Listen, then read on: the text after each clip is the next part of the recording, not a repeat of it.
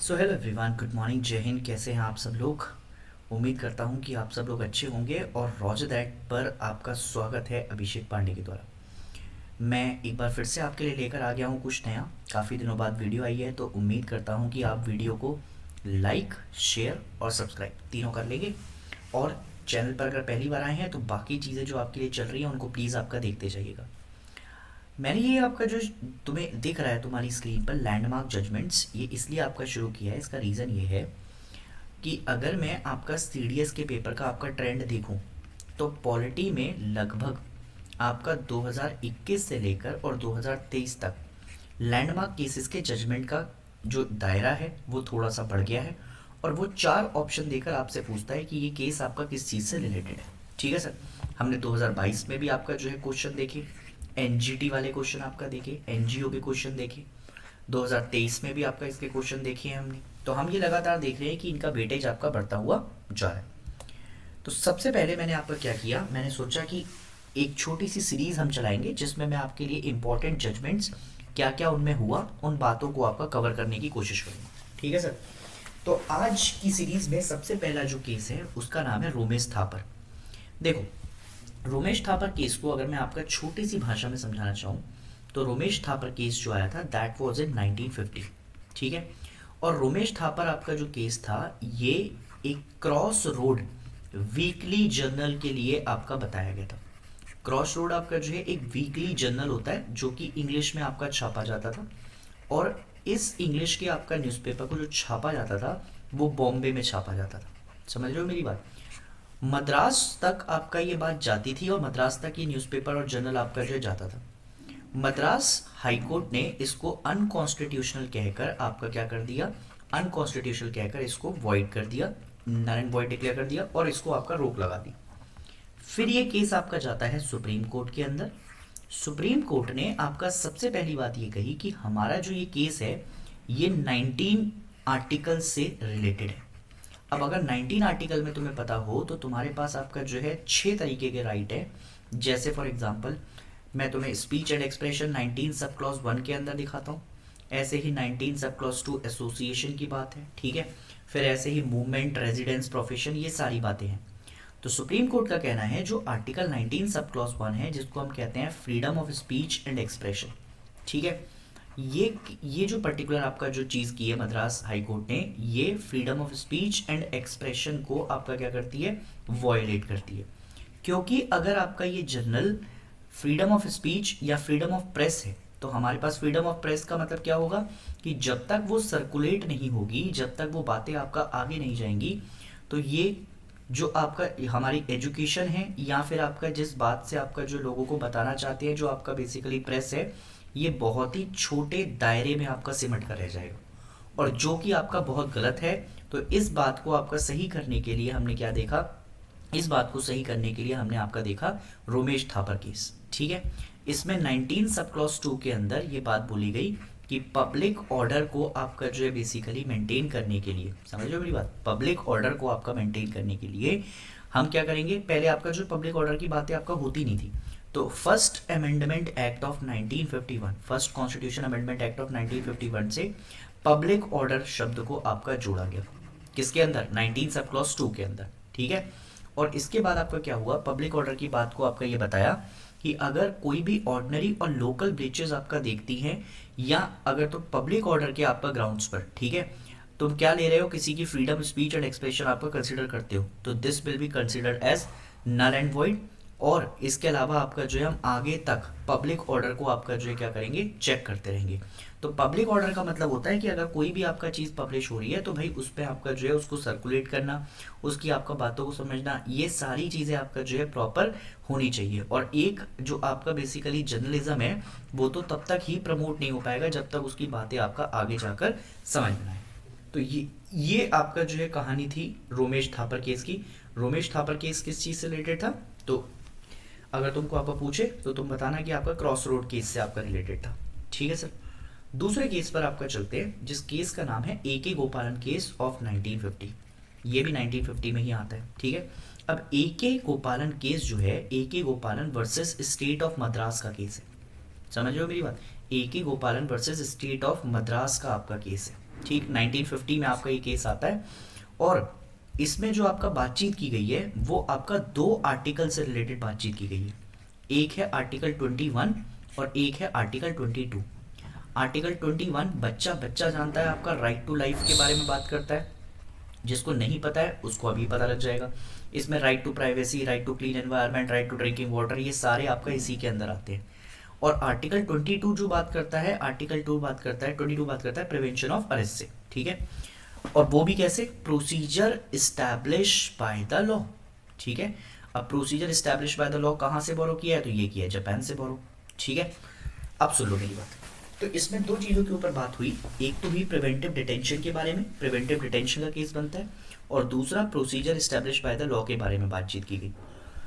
Supreme court के judgement में ये बात बताई गई। सुप्रीम कोर्ट क्या कहता है, अगर सुप्रीम कोर्ट का जजमेंट देखोगे तो सुप्रीम कोर्ट ने ये बोला कि जो सेक्शन 14 है, समझ रहे हो मेरी बात, आर्टिकल 14 नहीं बोला है मैंने, सेक्शन 14 बोला है, ठीक है। सेक्शन 14 किस चीज़ का, सेक्शन 14 आपका जो है प्रिवेंटिव डिटेंशन एक्ट ऑफ 1950 का, प्रिवेंटिव डिटेंशन एक्ट ऑफ 1950। कभी कभी क्या होता है ना, हम सुन गलत लेते हैं। प्रिवेंटिव डिटेंशन एक्ट ऑफ 1950 का जो सेक्शन 14 है आपके पास, है ना, ये क्या कहता है, on the grounds that it violets the fundamental right guaranteed under article 22। समझ रहे हो मेरी बात। तो ये क्या कर रहा है, जो आर्टिकल 22 है उसके अंदर जो हमें राइट्स दे रखे हैं उसको आपका वायलेट कर रहा है, ठीक है। तो उनका कहना ये था कि that omission of this section will not change the nature और द स्ट्रक्चर और द ऑब्जेक्ट ऑफ लेजिस्लेशन, ठीक है। तो इसके लिए हम क्या करेंगे, इसके लिए हम ये कह सकते हैं कि जो रेस्ट ऑफ एक्ट है वो आपका वैलिड रहेगा एंड इफेक्टिव रहेगा। अब तो मेरी एक बात बहुत ध्यान से समझना, अगर हम आपका ये कहते हैं, कभी भी ध्यान से सुनना मैं क्या कहने जा रहा हूँ, ये बहुत ही इंपॉर्टेंट बात आपका निकल कर आएगी और तुम इसको आपका समझ पाओगे। मैं आगे जाकर ना आपका जो है कुछ चीज़ें तुमको और भी लेकर आऊँगा तुम्हारे लिए, समझ लो मेरी बात। जैसे क्या होता है ना कि हम आपका डॉक्ट्राइन समझते हैं, समझ लो मेरी बात, डॉक्ट्राइंस होते हैं, डॉक्ट्राइंस बड़े इंपॉर्टेंट होते हैं। तो एक डॉक्ट्राइन हमारे पास होता है ना, एक डॉक्ट्राइन हमारे पास होता है बेसिक ऑफ डॉक्ट्राइन, समझ लो मेरी बात। बेसिक ऑफ डॉक्ट्राइन का मतलब आपका ये होता है, या मीनिंग ऑफ डॉक्ट्राइन का मतलब ये होता है कि अगर एक पार्ट में आपका क्या होता है, अगर कोई पार्ट किसी लॉ का गलत है, जैसे हमको आपका श्रेया सिंघल केस आपका याद आना चाहिए। तो श्रेया सिंघल केस में आईटी एक्ट का सेक्शन 66 आपका गलत था, तो इसको नल एंड वॉइड डिक्लेयर करेंगे, पूरा एक्ट आपका बेकार नहीं करेंगे।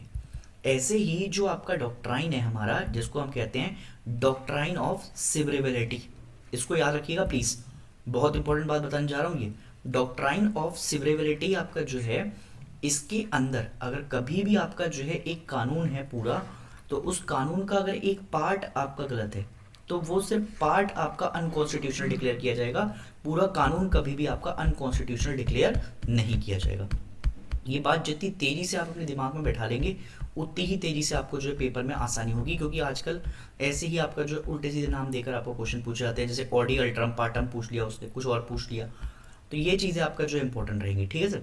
तो इसमें आपका ये बात बोली गई कि जितने भी आपका जो हम केसेस पढ़ रहे हैं, ठीक है, तो आर्टिकल 22 जो है भैया ये क्या है, अगर किसी भी आपका जो है पर्टिकुलर चीज़ को अगर तुम देखोगे तो भैया उसका एक स्ट्रक्चर अगर गलत है या फिर आपका जो उसका एक पार्ट गलत है, तो फिर उस पार्ट को आपका जो है नल वॉइड डिक्लेयर कर दीजिए, बाकी चीज़ें आपका वैलिड एंड इफेक्टिव आपका रहेंगी, ठीक है। पहली चीज़ तो ये समझ में आई। और 22 को आपका क्या कर रहा है, ये 22 को आपका जो वॉयलेट कर रहा है। दूसरी बात आपका क्या कहता है, दूसरी बात कहता है कि जो पर्सनल लिबर्टी है, पर्सनल लिबर्टी किसके अंदर आएगी, पर्सनल लिबर्टी आपका जो है हम पढ़ते हैं आर्टिकल 21 के अंदर। आर्टिकल 21 के अंदर पर्सनल लिबर्टी की आपका बातें की गई हैं। तो अगर आर्टिकल 21 है तो लिबर्टी किस चीज़ की, लिबर्टी ऑफ फिजिकल बॉडी, हाँ बिल्कुल बात हो सकती है फिजिकल बॉडी की, ठीक है। लिबर्टी ऑफ फिजिकल बॉडी क्या करेगी, ये तो हम ये कह दें कि जो फ्रीडम फ्रॉम फिजिकल रेस्ट्रेन और डिटेंशन है, ठीक है। तो जो आर्टिकल 21 है, ठीक है, is a protection only against the executive and not against the legislature, ठीक है। ये क्या कहता है, only against the executive but not against the legislature. अब भाई ये तो आपका जो मामला खराब हो गया यहाँ पर, तो ये तो सुप्रीम कोर्ट का जजमेंट आ गया। अब इसका जजमेंट का इम्पैक्ट क्या पड़ा, इसका जजमेंट का इम्पैक्ट ये पड़ा कि हमने ये देखा कि 21 जो है ना, सुप्रीम कोर्ट ने आपका ये बात बोली कि जो टेक्सचुअल अप्रोच है इसके अंदर, समझ रहे हो मेरी बात, जो टेक्सचुअल अप्रोच है या जो आपका लॉ शब्द है, ठीक है सर, लॉ जो शब्द है आर्टिकल 21 में, ये आपका स्टेट मेड लॉ है, ठीक है, ये नेचुरल जस्टिस की आपका बातें नहीं कर रहा है। इसलिए जो आपका एक्सप्रेशन है, एक्सप्रेशन किसके अंदर, आर्टिकल 21 के अंदर, जिसको हम कहते हैं procedure establish by the law, ठीक है sir, procedure establish by the law. तो ये procedure establish by the law जो है आर्टिकल 21 में can not be interpreted to mean the same as that of American expression of due process of law. समझ रहे हो मेरी बात, जो हमारा procedure establish by the law है उसको बिल्कुल अमेरिकन आपका कॉन्स्टिट्यूशन के ड्यू प्रोसेस ऑफ लॉ के साथ सेम आपका चेक नहीं करना है, ये बात आप समझें, ठीक है। दूसरी बात ये बताई कि आर्टिकल 21 जो है is available only against arbitrary executives. समझ रहे हो मेरी बात, ये किसके अगेंस्ट में है, आर्बिट्री एग्जीक्यूटिव्स के आपका जो है हक में बताए जाते हैं, ठीक है, आर्बिट्री एग्जीक्यूटिव के हक में आपका जो बताए जाते हैं। एंड लेजिस्लेशन जो है, लेजिस्लेशन आपका जो बेसिकली इससे बाहर रहेगा। तो इस जजमेंट में हमने क्या देखा कि नियरली 3 डिकेड 1950 से 1978 तक की आपका बातचीत चली है, और जुडिशियल इंटरप्रिटेशन इसी केस में लेकर, जुडिशियल इंटरप्रिटेशन इसी केस को आपका जो है बेसिकली जो हुई थी जुडिशियल इंटरप्रिटेशन, इसी में एक बड़ा अच्छा केस निकल कर आया कि भाई साहब जो क्या बात हुई आगे जाकर, इसको कहते हैं एडीएम जबलपुर। समझ रहे हो मेरी बात, एडिशनल डिस्ट्रिक्ट मजिस्ट्रेट जबलपुर, ठीक है, वर्सेस आपका जो है बेसिकली 1976 का केस था। ये बड़ा इंपॉर्टेंट आया। तो अभी मैं आपका जो है तुम्हें समराइज कर दूं अगर इस केस को, तो मैंने बोला कि ए के गोपालन केस 1950 में आपका क्या बात करता है कि जो आपका procedure establish by the law है और जो आपका पर्सनल लिबर्टी है हमारी, है ना, यहाँ पर अगर आप देखेंगे तो सेक्शन 14 आपका क्या करता है, राइट गारंटी अंडर 22, ठीक है, इसको वॉयलेट कर रहा है, 21 को आपका जो है बेसिकली वॉयलेट कर रहा है, पर्सनल लिबर्टी की आपका बातें हैं। Article 21 is a protection only against executive and not against the legislature. पहली बात, इसके इम्पैक्ट क्या निकल कर आए कि जो हमारा सुप्रीम कोर्ट है has taken narrow restrictive interpretation of article 21। इसके हमें और बड़े जजमेंट आपका लेने चाहिए थे। इन्होंने क्या डिक्लेयर किया कि expression procedure establish by the law in article 21 can not be interpreted to mean the same as American expression of due process of law. और इसके अलावा आपका दूसरी बात ये निकल कर आई कि article 21 is available only against arbitrary executive action and not from arbitrary legislative action. तो लेजिस्लेटिव के अगेंस्ट में आपको कोई इसमें प्रोसीजर नहीं मिल रहा है, एग्जीक्यूटिव में मिल रहा है। फिर हमारे पास केस निकल कर आता है इसी के लिए एडीएम जबलपुर केस 1976। अब इस केस को भैया आपका जो है बड़े ध्यान से समझना, क्योंकि इसमें आपका जो है मैं तुम्हें बहुत सारी इंटरप्रिटेशन आपको बताने जा रहा हूँ। देखो होता क्या है, एडीएम जबलपुर केस को अगर मैं आपका तुम्हें समझाऊँ सिंपल सी भाषा में, तो ये मैं आपको लेकर जाऊंगा 1975 के करीब, ठीक है सर। 1975 में इमरजेंसी आपका डिक्लेयर की जाती है। क्या डिक्लेयर की जाती है, इमरजेंसी आपका डिक्लेयर की जाती है, ठीक है साहब। अब अगर इमरजेंसी डिक्लेयर की जाती है तो इसको डार्केस्ट टाइम माना जाता है इंडियन डेमोक्रेसी का, ठीक है सर। ऐसा समय जहां पर आपका इंडियन डेमोक्रेसी बिल्कुल, जो आज के ज़माने में नारे लग रहे हैं ना कि इंडियन डेमोक्रेसी खतरे में है, भैया आज के ज़माने में कोई इंडियन डेमोक्रेसी खतरे उतरे में नहीं है। अगर होती तो तुम जो आपका ये लिख पा रहे हो, जो भी बातें कर रहे हो, ये सब बेकार हो जाती। उस समय वास्तव में थी, ठीक है। उस समय जितने भी आपका फंडामेंटल राइट थे, समझ रहे हो मेरी बात, उस समय जितने भी फंडामेंटल राइट थे वो सारे आपका जो है पर्सनल पॉलिटिशियंस के, बाकी लोगों के, सब आपका यूनियन गवर्नमेंट ने छीन लिए थे। तो ये केस जो है उसको additional district magistrate Jabalpur versus Shivkant Shukla, ठीक है, वर्सेस शिवकांत शुक्ला, ठीक है सर, इसको आपका जो है हम समझने का काम करेंगे। अब जरा ध्यान से सुनिएगा। 1975 में होता क्या है, सबसे पहले आपका जो है इसका बैकग्राउंड सुन लो। 1975 में आर्टिकल 352 को आपका समझना होगा, और जिनको आपका पता है कि आर्टिकल 352 क्या है, तो आर्टिकल 352 आपका बात करता है नेशनल इमरजेंसी से। तो उस समय जो उस समय के तत्कालीन प्रेसिडेंट थे जिनका नाम था फखरुद्दीन अली अहमद, समझ रहे हो मेरी बात, इनको मैडम इंदिरा गांधी का आपका बहुत बड़ा, ऐसा मतलब कहना गलत होगा पर मैं फिर भी आपका शब्द यूज़ कर रहा हूँ, पपेट कहते थे इनको, ठीक है। इनको आपका क्या कहते थे, पपेट कहते थे। ये कहना गलत होगा बट फिर भी आपका जो इनको पपेट कहा जाता था, ठीक है। इन्होंने आपका क्या किया, madam prime minister Indira Gandhi के कहने पर इमरजेंसी आपका डिक्लेयर कर दी, ठीक है सर। और जो फंडामेंटल राइट थे किस किस के आर्टिकल के अंदर, आर्टिकल 14, आर्टिकल आपका जो है 20 और आर्टिकल 22। अब किसी को अगर पता हो तो आर्टिकल 20 के अंदर तीन तरीके से अरेस्ट को आपका जो है बचाया जाता है। एक होता है एक्स पोस्ट फैक्टो लॉ, ठीक है, एक होता है डबल जोपार्डी, और एक होता है सेल्फ इंक्रिमिनेशन। ठीक है सर, ये तीन आपका बेसिकली राइट है।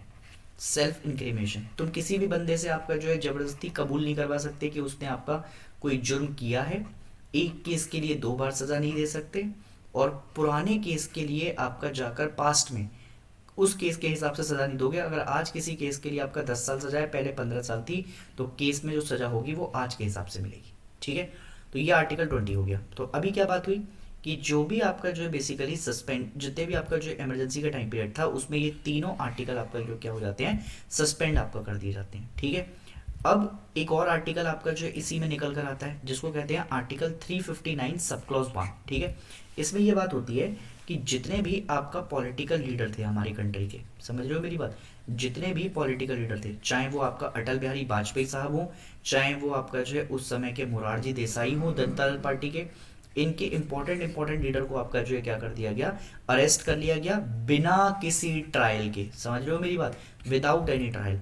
और कई सारी पिटीशन आपका जो है हाई कोर्ट में उस समय कंट्री के अंदर आई। ठीक है, अब ये जजमेंट्स आपका जो आते हैं, तो जो गवर्नमेंट थी, सेंट्रल गवर्नमेंट, उन्होंने आपका सुप्रीम कोर्ट को अप्रोच किया।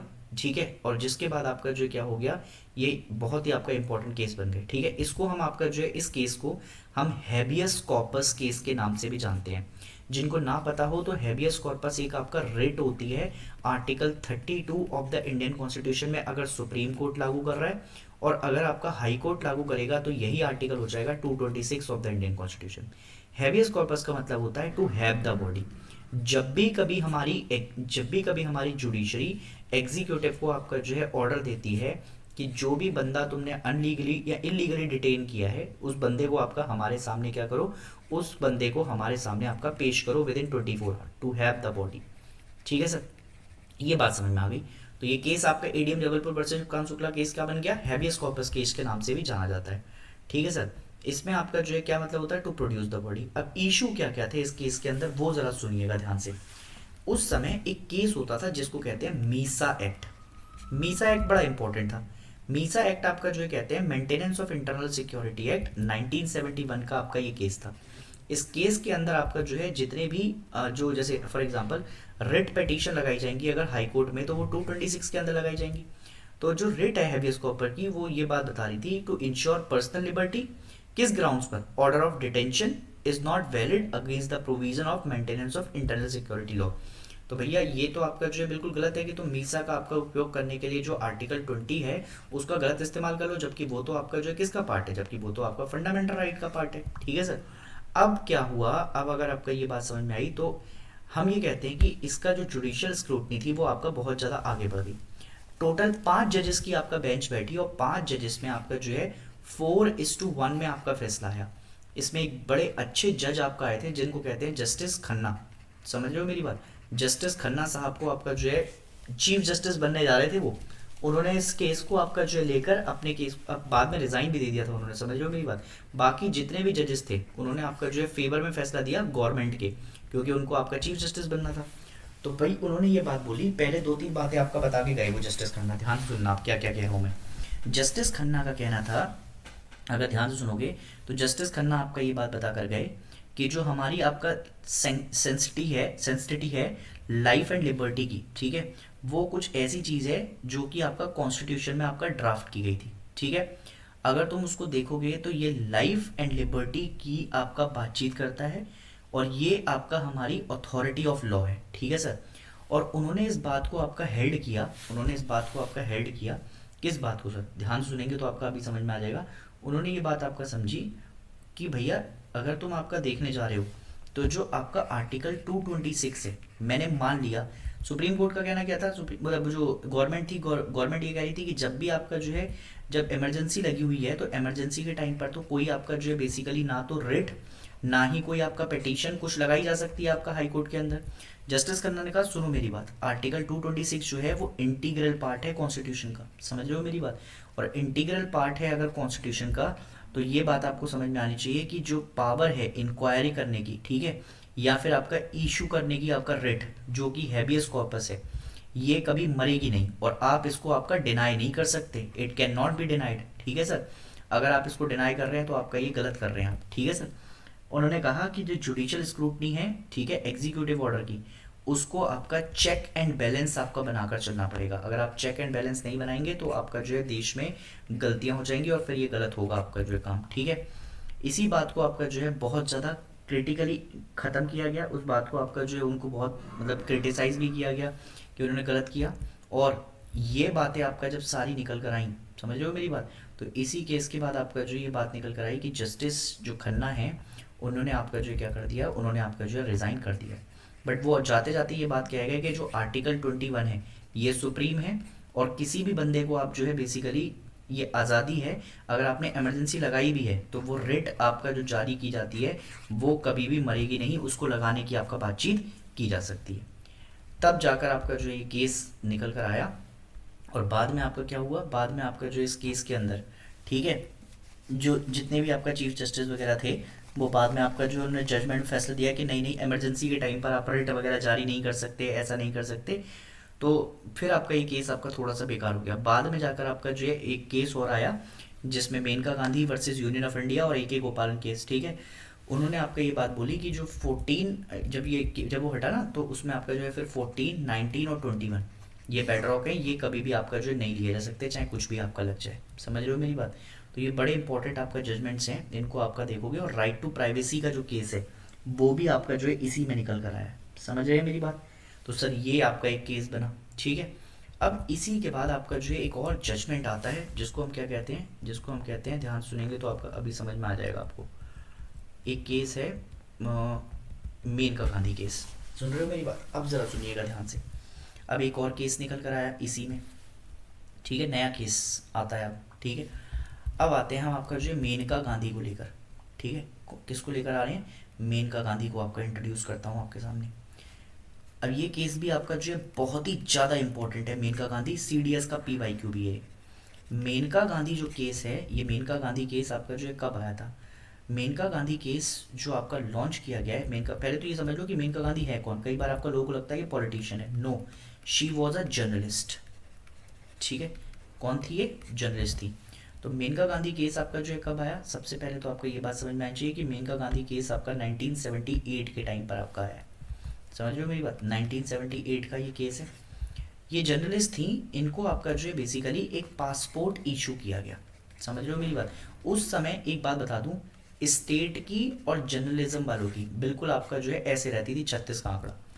इनको पासपोर्ट इशू किया गया 1 जून 1976 को। समझ रहे हो मेरी बात, 1 जून 1976 को आपका पासपोर्ट जारी किया जाता है इनको, पासपोर्ट एक्ट ऑफ 1967 के अंदर, पासपोर्ट एक्ट ऑफ 1967 के अंदर। ठीक है सर, बाद में बहुत ज़्यादा टाइम बाद नहीं, 2 जुलाई 1977 को, ठीक है, regional passport office new Delhi से, समझ रहे हो मेरी बात, regional passport office new Delhi से इनको एक आपका जो है ऑर्डर आता है और इनको ये बात बोली जाती है कि आप क्या करें, आपका जो बेसिकली पासपोर्ट है वो जितनी जल्दी हो सकता है उतनी जल्दी आपका सरेंडर कर दें।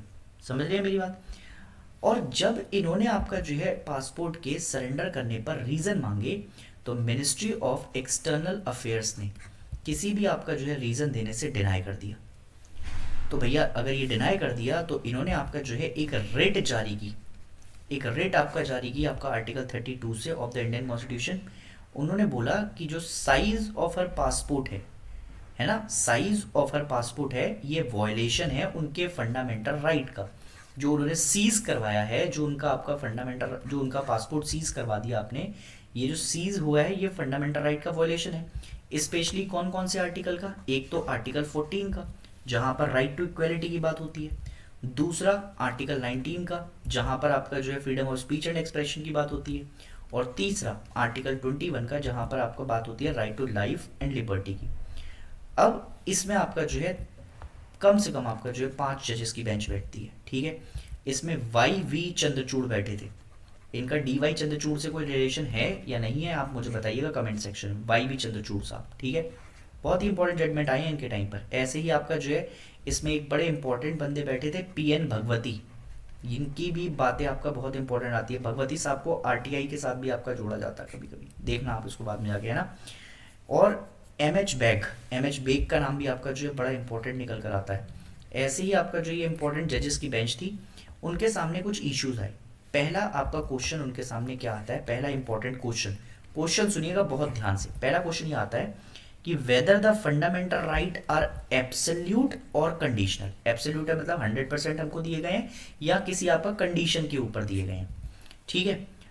अब दूसरी बात, दूसरा आपका आया whether right to travel abroad. ये बहुत इंपॉर्टेंट केस है, whether right to travel abroad. ध्यान से सुनने का इस बात को, तो अभी समझ में आ जाएगा। Whether right to travel abroad is protected under umbrella of article 21 as peripheral और नॉट, ठीक है। तीसरी बात, what is the connection between right guaranteed under article 14, 19 and 21 of the constitution of India, जिसको गोल्डन ट्राइंगल प्रिंसिपल के नाम से भी जाना जाता है। गोल्डन ट्राइंगल प्रिंसिपल के नाम से भी जानते हैं, इनका क्या कनेक्शन है ये बताओ। दूसरा, एक शब्द आपने दिया है आर्टिकल 21 के अंदर, procedure establish by the law. Procedure establish by the law, ये शब्द आपने दे दिया। इस फ्रेज का आपका मतलब क्या है वो हमें बता दो, ठीक है। दूसरी बात, section 10 clause 3 of passport act 1967, ठीक है सर। इसमें आपका जो है क्या ये वॉयलेशन है फंडामेंटल राइट का, या फिर आपका लेजिस्लेशन कॉन्क्रीट लॉ आपका बना सकता है, ये बातें आपका जो है निकल कर आई, ठीक है सर। अब जब आपका इश्यूज निकल कर आए तो पेटिशनर ने आपका कंटेंशन लिया कि right to travel is a derivative of right provided under personal liberty. और पर्सनल लिबर्टी आपका जो है कहाँ पर आती है, पर्सनल लिबर्टी आती है डायरेक्टली आर्टिकल 21 के पार्ट में, ठीक है। So no citizen can be deprived of the right except according to procedure establish by the law.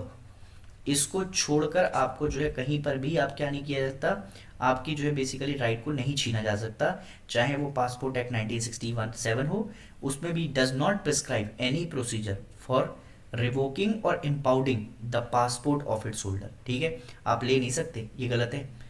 दूसरी बात उन्होंने बताई कि जो सेंट्रल गवर्नमेंट है it acted in the violation of article 21, ठीक है।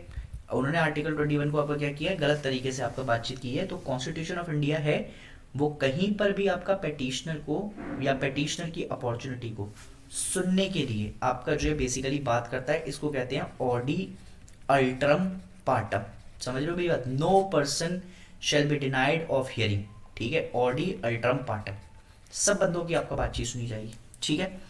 उसके बाद any procedure establish by the law is required to be free of arbitrariness और प्रिंसिपल ऑफ नेचुरल जस्टिस उसमें आपका फॉलो होना चाहिए, ठीक है सर।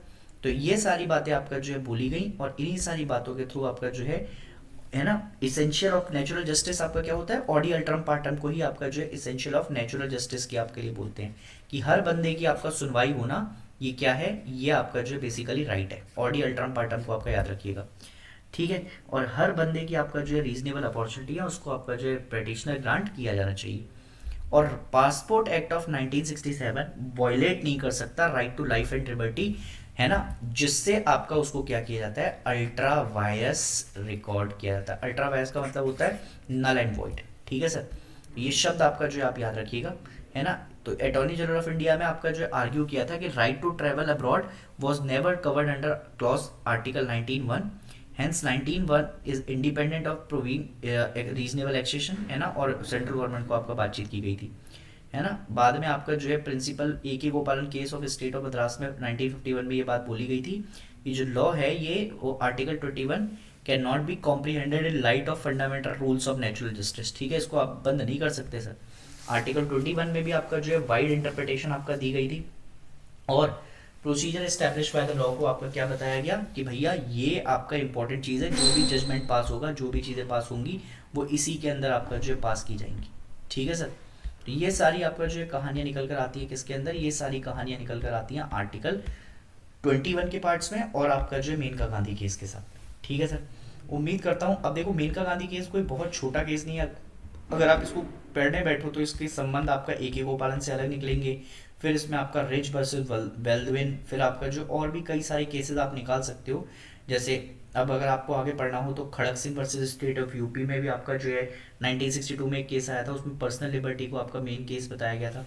तो ये सारे केसेस आपका पढ़ सकते हो, बट मेन जो केसेस हैं वो आपका जो यहीं पर टिक जाएंगे। मेन का गांधी केस आप मैंने पढ़ा दिया आपको। इसके अलावा आपका जो है ADM Jabalpur versus Shivkant Shukla case हो गया, और इसके अलावा ए के गोपालन केस समझ लिया क्या आया था, और रोमेश थापर केस समझ लिया। आई होप कि आपका इतनी बात आप लोगों को समझ में आ गई हो। और इसके बाद आपका जो है बाकी केसेस जो हम पढ़ेंगे वो फिर आपका अगली वीडियो में पढ़ेंगे। तब तक के लिए अपना ध्यान रखिए, खुश रहिए, मुस्कुराते रहिए, जहाँ पर हैं वो अपना आपका जो है काम करते रहिए, और वीडियोस को लाइक शेयर सब्सक्राइब करते रहिएगा। मैं मिलूंगा आपको नेक्स्ट वीडियो, तब तक के लिए जय हिंद।